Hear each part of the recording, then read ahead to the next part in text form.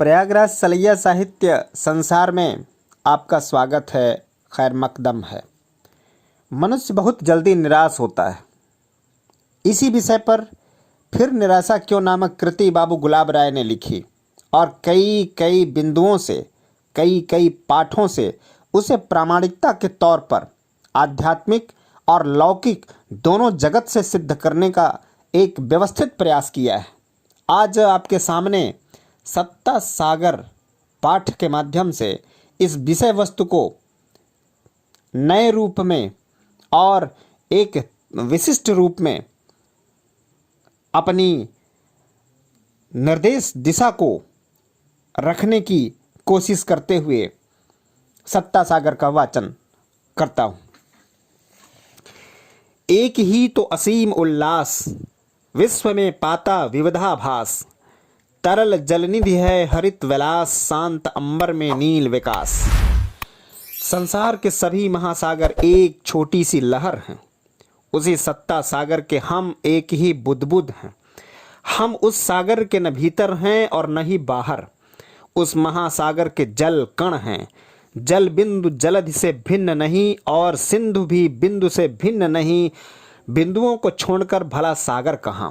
समस्त दृश्यमान जगत चराचर सृष्टि, भिन्न भिन्न रुचि वाले मनुष्य, नाना भांति के पशु पक्षी, वन के लहराती लोनी लतिकाएं, रंग बिरंगे फूल, निर्मल जल के शीतल मनोहर झरने, स्वच्छ सलिल वाहिनी, बेगवती नदी, गगनचुंबी शैल शिखर, घने और बीहड़ जंगलों से आच्छादित पर्वत, सघन श्याम सुहावने मेघ तथा अनंत शांत और मनोज्ञ नीला आकाश, सब के सब एक ही महती सत्ता के अंग प्रत्यंग हैं। चेतन संसार अवचेतन के ऊपर निर्भर है और अचेतन चेतन पर, किंतु दोनों एक ही सत्ता के अंग हैं और सत्ता इनसे भिन्न नहीं अथवा न अचेतन चेतन ही से भिन्न है। क्या अचेतन संसार जिसकी गोद में चेतन संसार पाला पोसा गया है और हृष्ट पुष्ट हुआ है, चेतन से भिन्न हो सकता है? चेतन और अचेतन एक दूसरे के सहायक हैं। यही उनकी एकता का मूल है। इन्हें प्रतिकूल कहना भूल है। दो प्रतिकूल पदार्थों में भला सहकारिता कैसी? जड़ न तो चेतन का करता है और न चेतन जड़ का। दोनों एक दूसरे के रूपांतर हैं। चेतन ने जब मौन व्रत धारण किया तब वह जड़ हो गया और जब जड़ बोलने लगा तब वही चेतनता को प्राप्त हो गया। जड़ चेतन में कुछ भेद नहीं था। भेद केवल धर्म का ही है। धर्म भी ऐसे नहीं एक दूसरे के प्रतिकूल हो।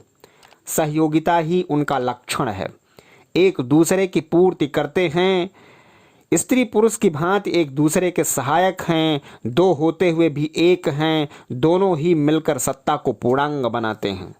इस सत्ता सागर में मनुष्य की क्या स्थिति है? मनुष्य द्वारा ही जड़ और चेतन की पूरी सहकारिता प्रकट होती है। खंड में पिंड का प्रतिबंध है। मनुष्य ही सत्ता सागर का छोटा सा चित्र है। मनुष्य क्या इस सत्ता का अंतिम फल है? क्या इससे बढ़कर कुछ और नहीं? हाँ, अवश्य है। वह देवाधिदेव परमात्मा है। उसी के तेज से फल और वृक्ष दोनों ही पुष्टि को प्राप्त हो रहे हैं। दोनों ही उसके अंग हैं। वह स्वयं सत्ता का संचालक है। उसी के बुद्धि बल के सहारे हमारा भी बुद्धि बल काम करता है। हम उसी से अपना आदर्श पाते हैं। पूर्ण की सत्ता के कारण अपूर्ण के पूर्ण होने की आशा है। नहीं तो अपूर्ण में पूर्ण का भाव कहाँ से आया? पूर्ण अपूर्ण से ऊंचा है, अधिक व्यापक एवं अतीत है। अतीत होकर भी वह अपूर्ण से भिन्न नहीं। कोई वस्तु उससे बाहर कहीं स्थान पा सकती है?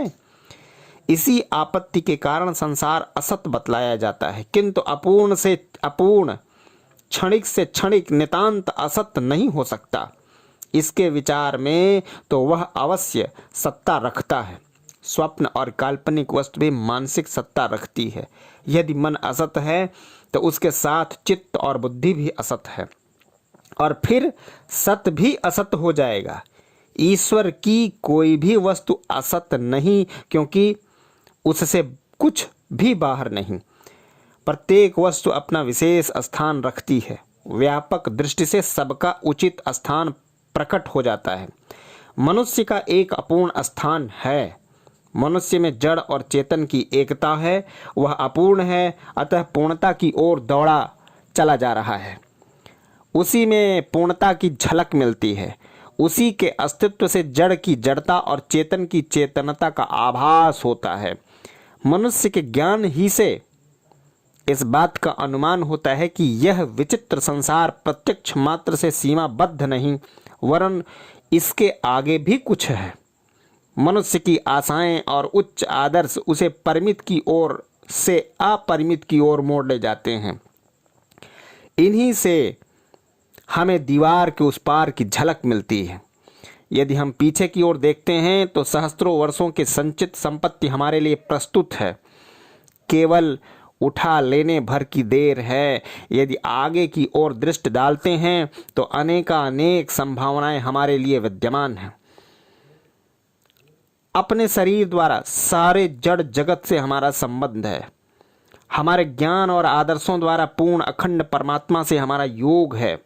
इस संसार से हमारी स्थिति अपूर्व है। समूची चराचर सृष्टि में सर्वापेक्षी पूज्यतम जो सत्ताएं हैं उनसे हमारा संबंध है। प्रकृति हमारी माता है, परम पुरुष हमारा पिता है। फिर निराशा क्यों?